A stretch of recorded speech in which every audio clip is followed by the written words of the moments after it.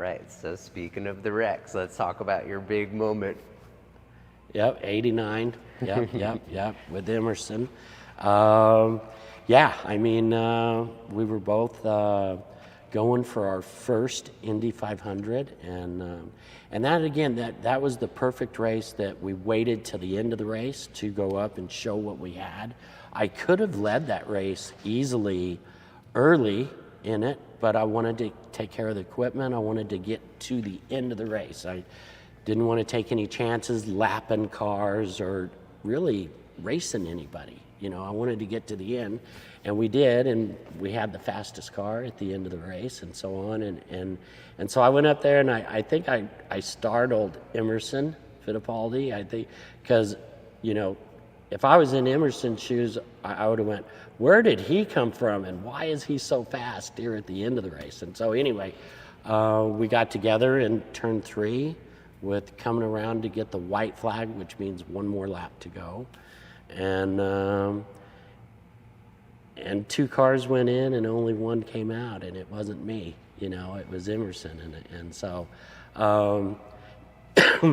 yeah, I was angry, you know, that sort of thing. And so I wanted to show him how I felt, you know, and so on.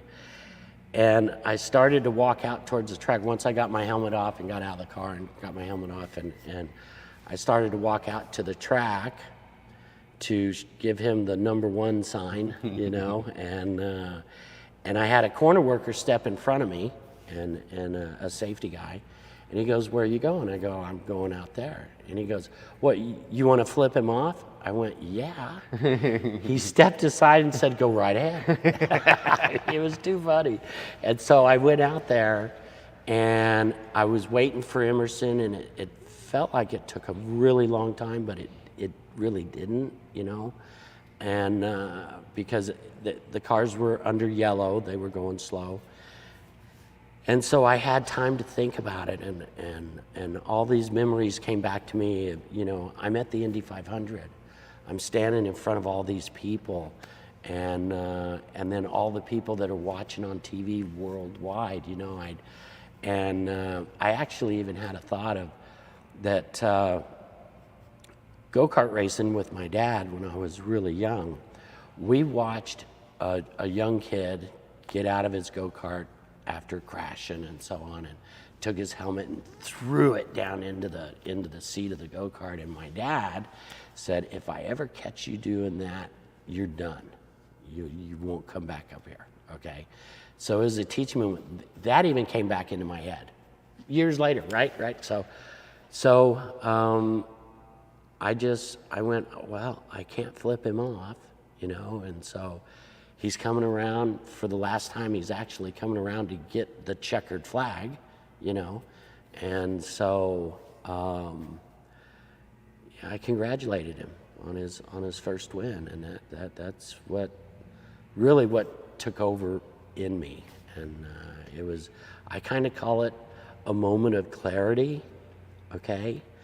And you know, in my small group at my church, mm-hmm. They've agreed, because we've talked about this, that moment of clarity. They felt that it was the Holy Spirit working in me, is what they were going to see.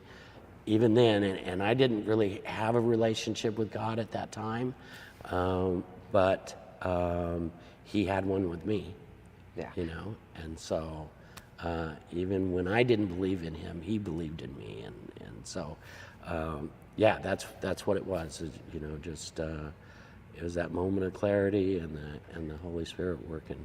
And you win some, you lose some, but holy moly! Like, looking back at your life now, what a better decision that you made that became an iconic moment than you being a sourpuss. You know? Oh yeah, I mean it ended up being one of the key moments in my career that has not been forgotten, and all in a good way. Like, years later, that happened in 1989. So 1999, and 2000, I'm still racing and so on.